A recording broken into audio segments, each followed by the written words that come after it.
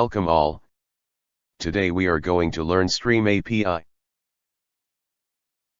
This is the second video of the Java Stream tutorial series. If you do not have a basic knowledge of the Stream API, then we suggest you watch our earlier video. Today, we are going to learn how to do intermediate and terminal operation on streams. A terminal operation is the last operation in a stream pipeline. A terminal operation can produce a primitive value such as Boolean, or a collection, or no result. Let's see some practical examples of terminal operation. We will be performing different operations on a stream of employees.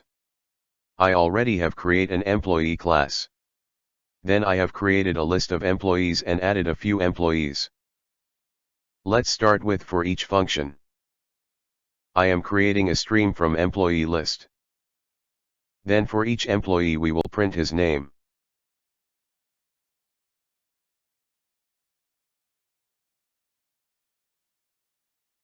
Now let me run this program and show you the output. Here it will run the lambda function on each object of the stream. Here we can see all employee names on terminal. Now we'll see the count function. This function is used to get the count of objects in stream. It can be combined with any intermediate operation. Here I am simply printing the count of our employee stream. Let me run this and show you the count.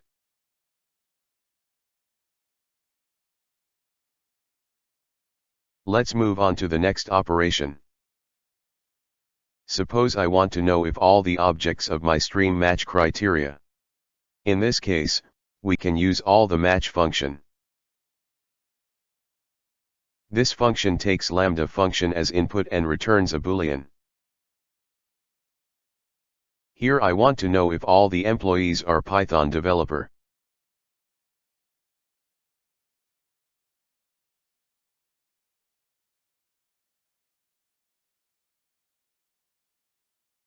So in a lambda expression, I am checking every employee's designation. Now if any of the objects from the stream does not match these criteria, this will return false.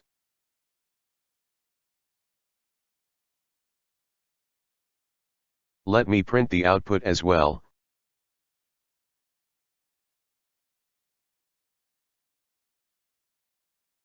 Let's run this code and check what happens.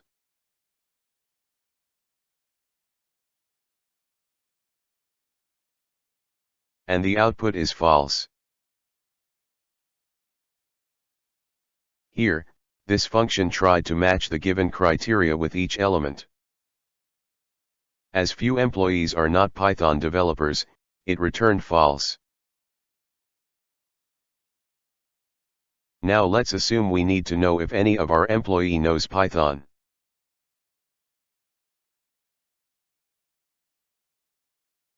In this case, we can use the AnyMatch function.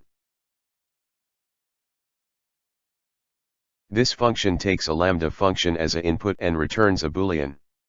This function tries to match the given criteria with every element of the stream.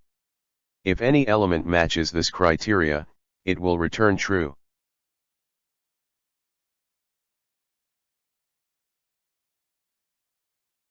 We will use the same lambda function again. Let's print this output here. Let me run this code and show you the output.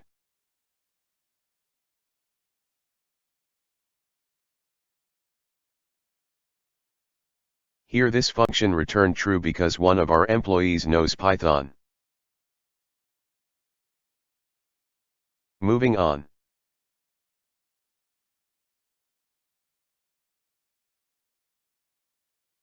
Let's assume we want to verify that none of our employee knows Python. We can use the none-match function in such cases. Again we will pass a lambda function here. Again we will check the designation of each employee in this lambda function. If no employee matches given criteria, it will return true.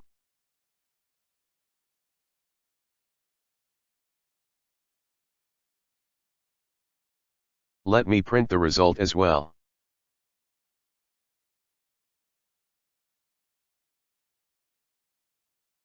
Now let me run this code.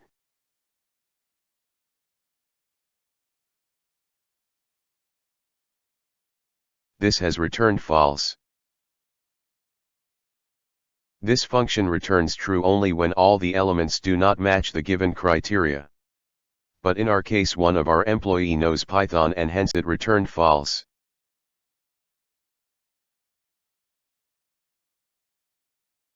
Let's try again.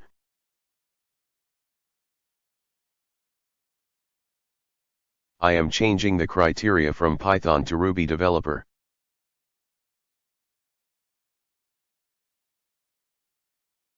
Let's run and see the output. This time it returned true. Here none-match function iterate over the all elements in the stream and try to match the designation. But finally no element of the stream matched the criteria and hence it returned true. Now let's learn FindAny function. This gives us one random element from the stream. This function returns an optional.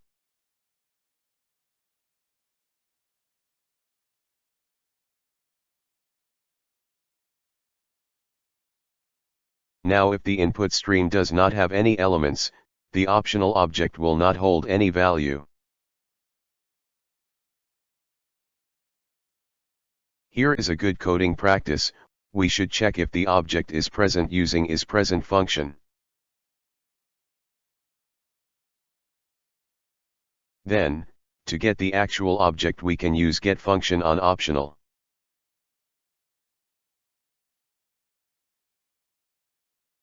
Let's run our code and see the output.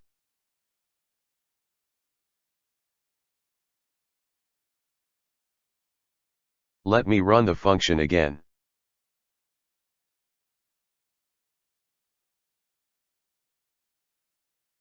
Remember this function returns any element randomly and output may vary every time.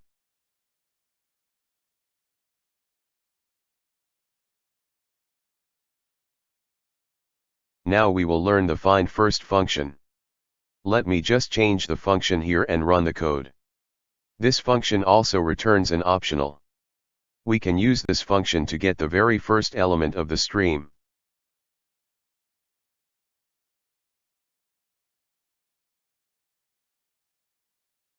Let me just mention this again.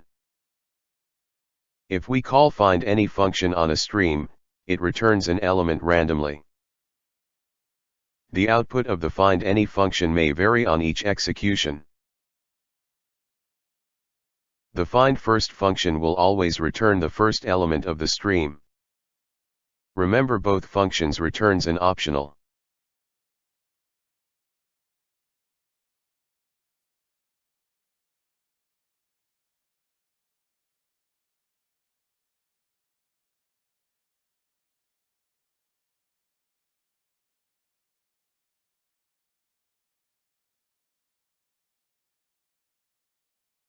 If the input stream is empty, then both these functions return an optional holding a null value.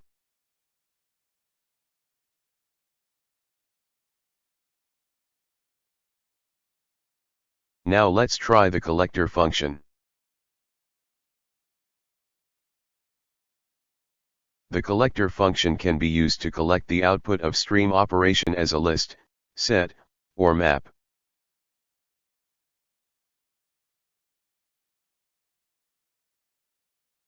Here I am converting our employee list into a set.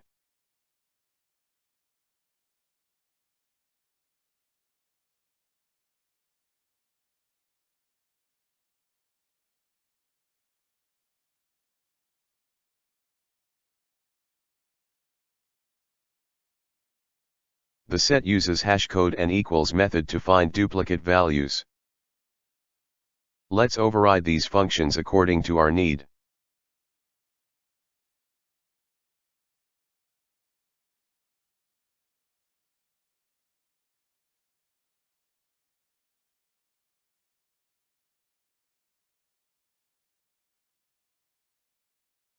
Here I am adding only employee designation in equals and hashcode methods.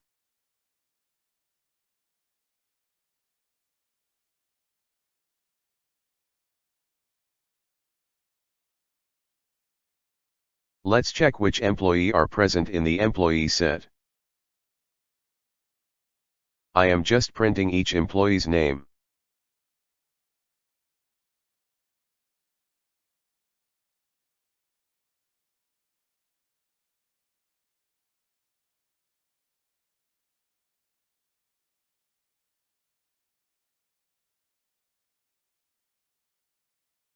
Let me remove these old code. We don't need this code now.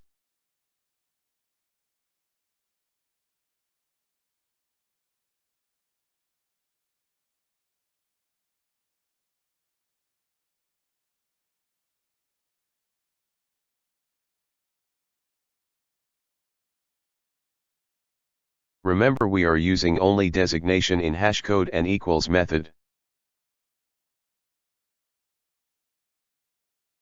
Let me run this code.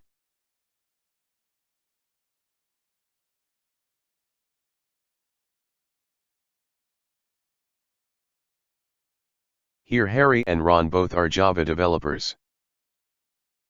As Harry and Ron has the same designation, Ron did not get added to the set.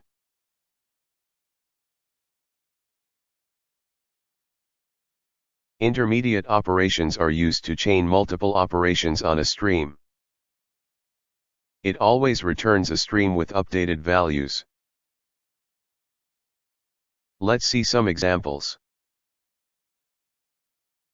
We will see all these intermediate operations one by one.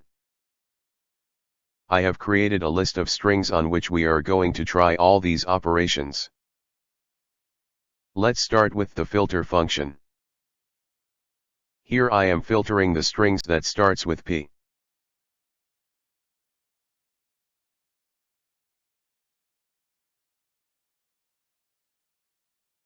We need to provide a lambda function or expression to filter the strings.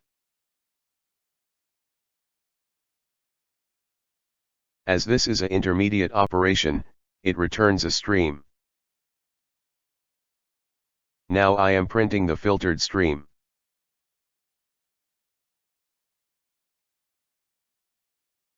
Let's see the output. See, it printed only the strings that starts with P. Now we will use distinct function. Let's change this filter function as distinct. It will return all distinct elements from the stream. Now just to test this function, I am adding a duplicate value in our string list. Let's run our code.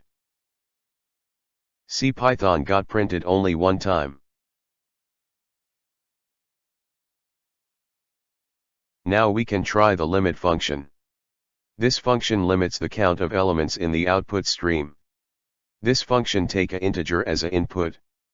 Now let's say we have given input as n, then this function will returns first n elements from the stream. Here we are limiting the output to 2 elements.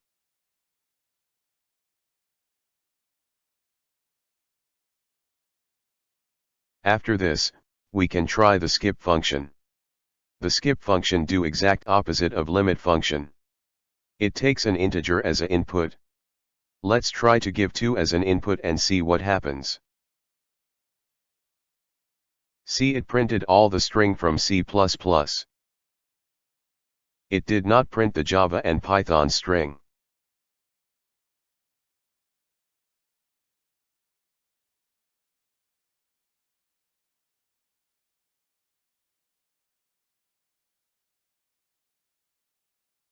Let's try to sort our stream now. Here it will sort the stream in an alphabetical order. We also can provide a comparator to sort elements as per our need. Now, let's try the last function, that is map. This is my favorite function of all. First, this function can be used to transform the elements of the stream. Here I am transforming the strings to uppercase. We can see that all the strings are transformed to uppercase.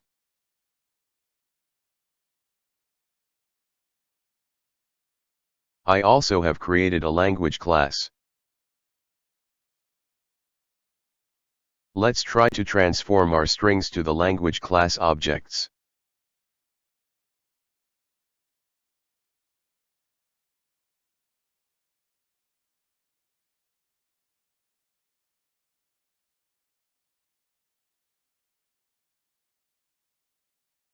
Here, for each string, I am creating a language object with this string as a language name and a random number as its ID.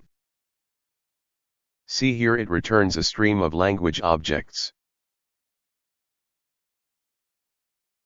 Now we can collect this a list of language objects.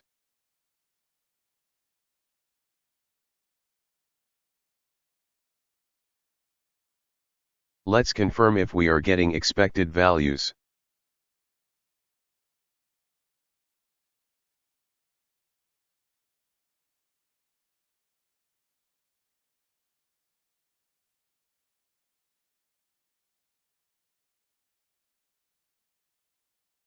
To confirm this, I am printing language ID and name of each language.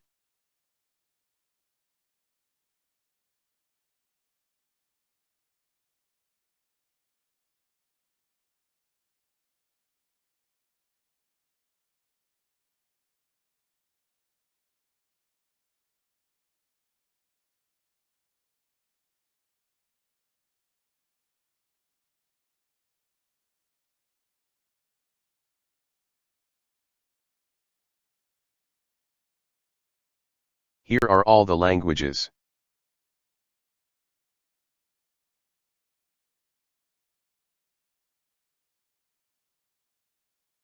First we have a stream of string.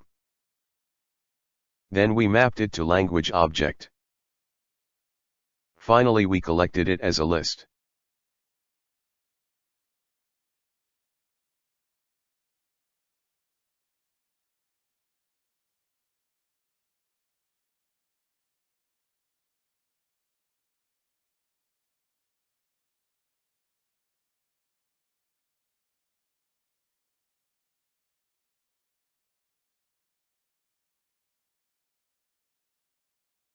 Thanks for watching our video. If you like our video, please share, comment, and subscribe to our channel.